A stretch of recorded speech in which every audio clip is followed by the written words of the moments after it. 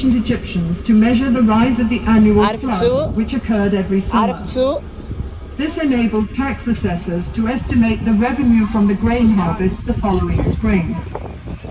Even in those days, farmers complained that they did all the work and the taxman got all the profit.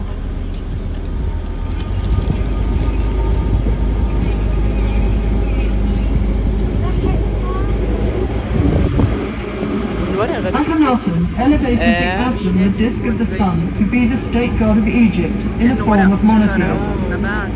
At the same time, he introduced a dramatic change of art style and built a new capital city in Middle Egypt. Akhenaten's beautiful wife, Queen Nefertiti, was a keen supporter of the cult of the Atum.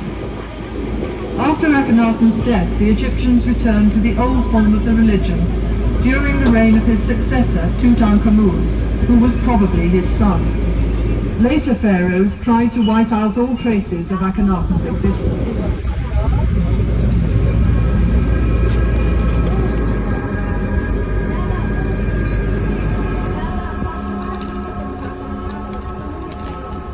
Ramesses II had one of the longest reigns in ancient Egyptian history, as he was pharaoh for 67 years.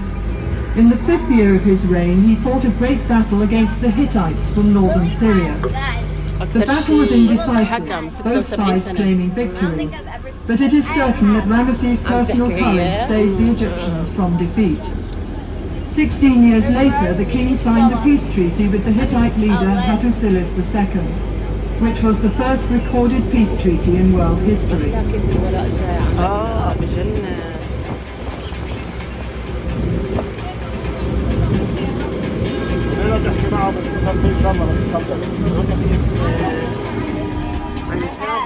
Lily pads, هذول do they call it lily pads? Most famous of Ramesses II's monument is the great temple at Abu Simbel in Nubia, south of Aswan. What is it in Arabic? With its famous colossal statues cut entirely in the rock.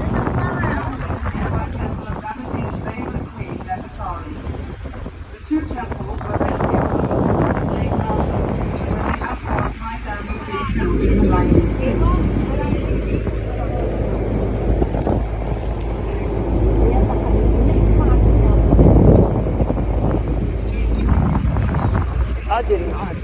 What?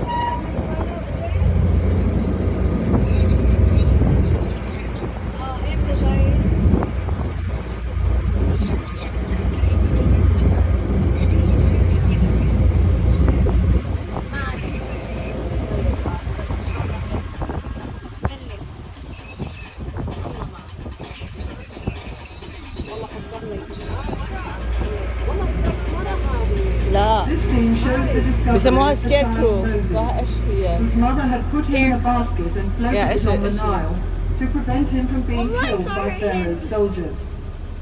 The child was discovered by a member of Pharaoh's family and was brought up in the royal palace. Eventually, he became a prophet who led his own people, the Hebrews, out of Egypt.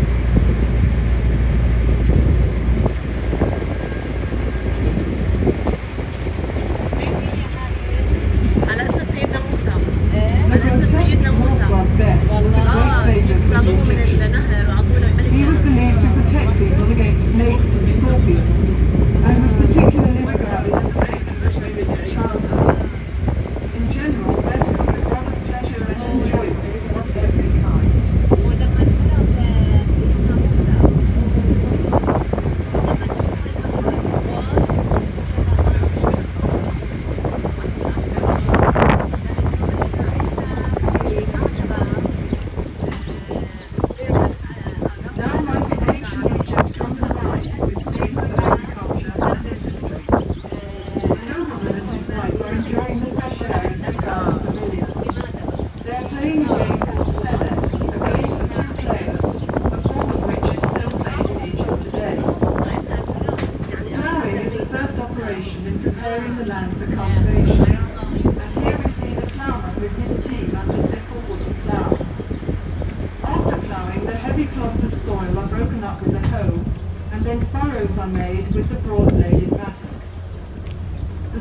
Scatters the seed from a small bag or basket, and sheep follow the sower who press the seed tough soil with their feet.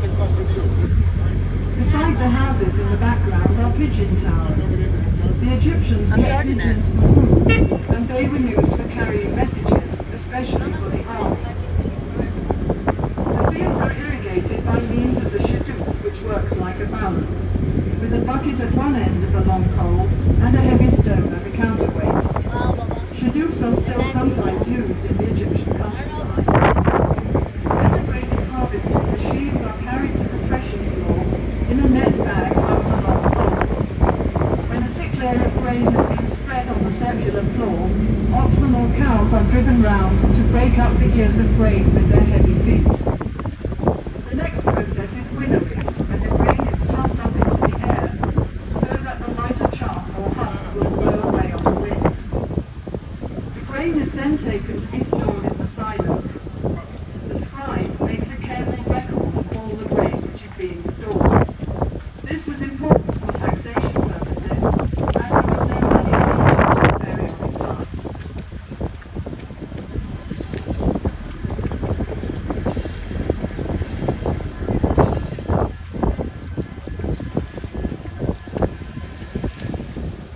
I love you some water. Barley was used for sweetening by the ancient I Egyptians, really love you. as sugarcane was not grown in Egypt in those days.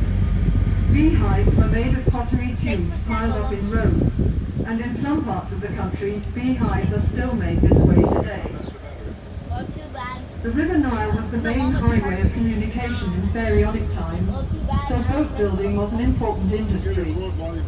Small boats were made of bundles of papyrus tied together with ropes.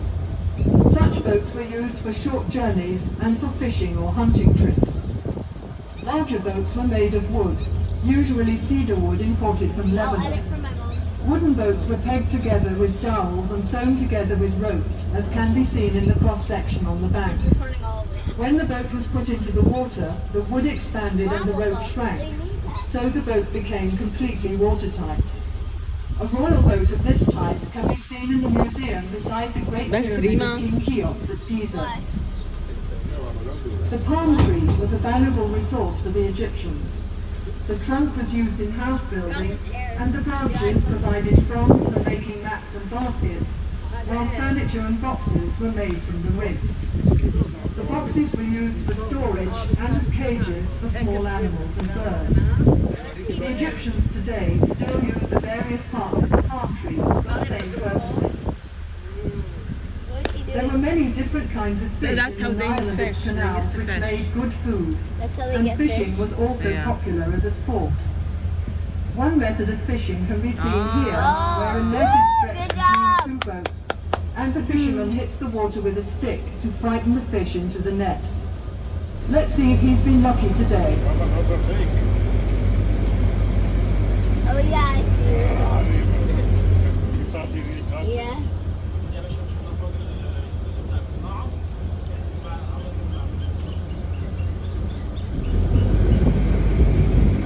Is this all African? No. Yeah, they're all for us. They're all here for us. Ancient times. Oh. It's showing us all what happened in ancient times.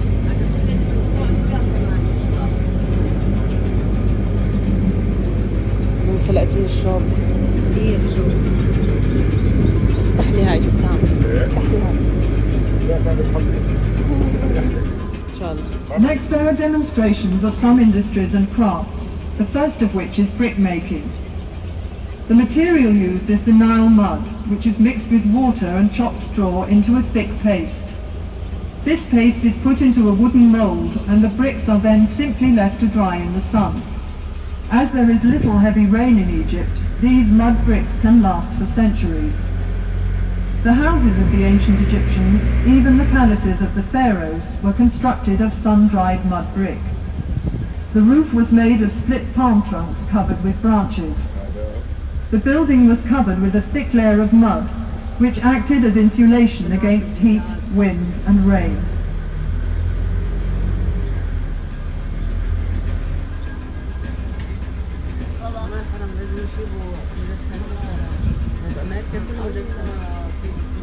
Glassmaking was introduced into Egypt after the military campaigns of Thutmose III about 1450 BC, when captive glassmakers were brought here from Syria. Glass was used for making beads, inlays, amulets and small vessels, which were formed around a core, as glass blowing was not invented until the 1st century BC. In Ptolemaic times, Alexandria became a center of glass craftsmanship, and in the Roman period, fine cameos were produced in the same city. Well, I actually thought that this was random people just like...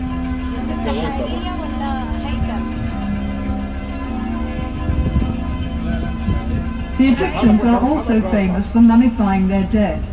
Mummification is basically dehydration, and to speed up this process, the internal organs of the body were removed and preserved separately. The body was dried out by being covered with natron salt, a form of soda found in the deserts of Egypt. The body was then cleaned and embalmed and wrapped in several layers of linen bandages. Amulets were put between the bandages to protect the mummy from harm. The whole process took 70 days. Pottery, yes. I love seeing pottery. When he's dad asked me if I wanted to make pottery with him. I didn't because we were about to leave.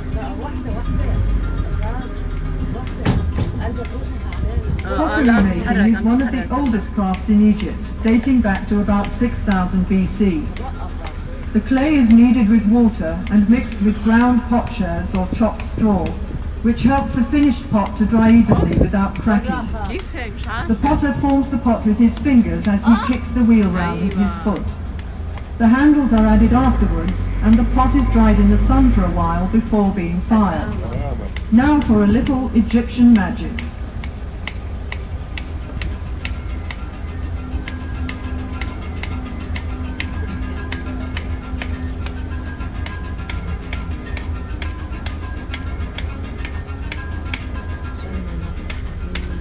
This scene shows the different stages in decorating a stone wall.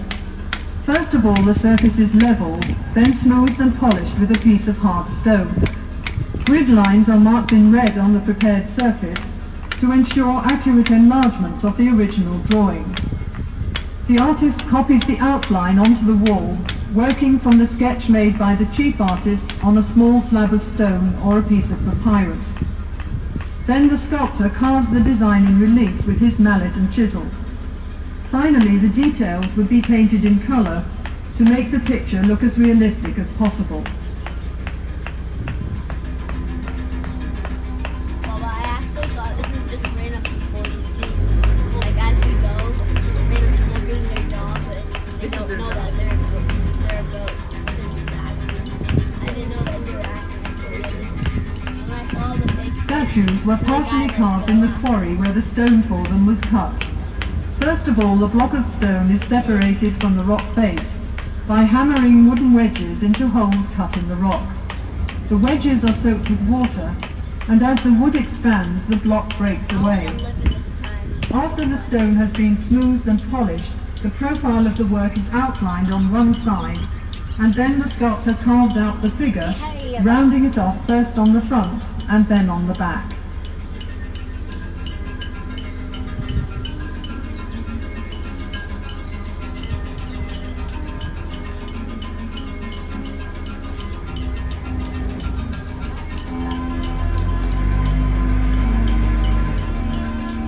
Vases were made from various kinds of stone, particularly alabaster, a soft stone which was worked into beautiful designs. After the rough piece of alabaster has been polished smooth, the inside is hollowed out with a drill with a flint or copper bit. The vase is sunk into the ground to prevent cracking during drilling. Alabaster vases were used as lamps and for storing perfumes and precious oils.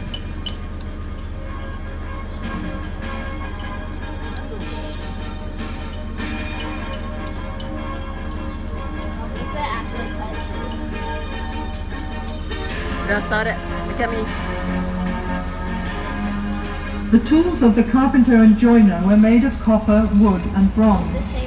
On the left, a man is sawing a log of wood into planks. Other tools used were a hammer, chisel, an adze and a bow drill for boring holes.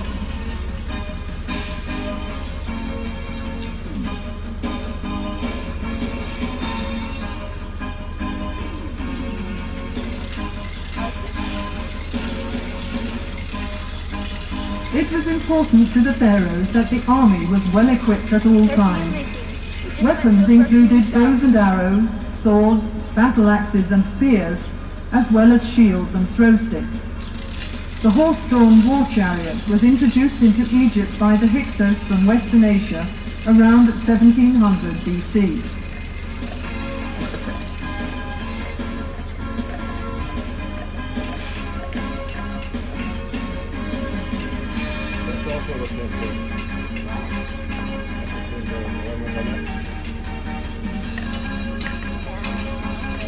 Perfumes were very popular in ancient Egypt and consisted chiefly of fragrant oils and fats. The juice is extracted from sweet-smelling flowers in a bag of heavy canvas, the ends of which are twisted in opposite directions with wooden bars. This scented extract is then mixed with oil or fat as a base.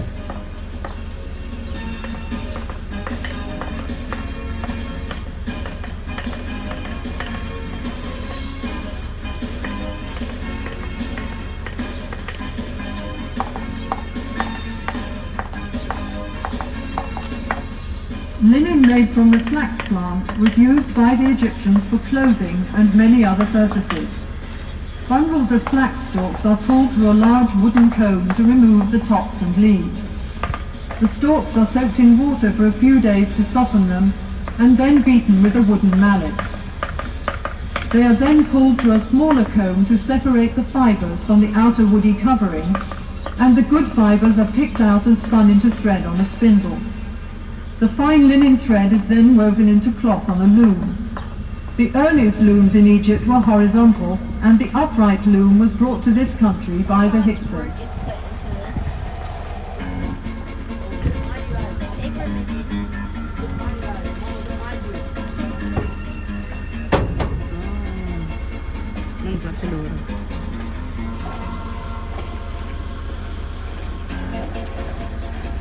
Another important industry was papyrus paper making, for which the government had the monopoly.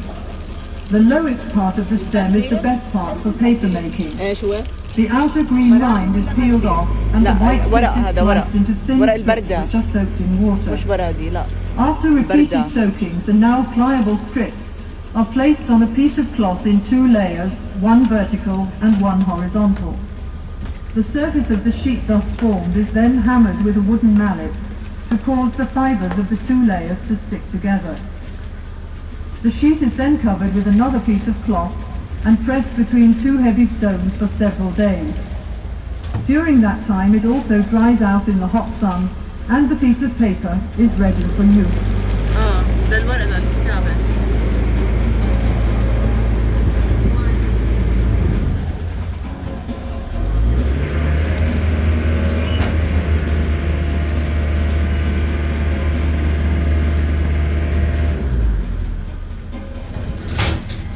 Good wine was appreciated in pharaonic times, and this scene shows the method of winemaking. Bunches of ripe grapes are taken to the vat where the grapes are trodden out, and the juice extracted is poured into large pottery jars to ferment. When this process is complete, the jars are sealed with a clay seal, which is stamped with the date and the name of the vineyard where the grapes were grown.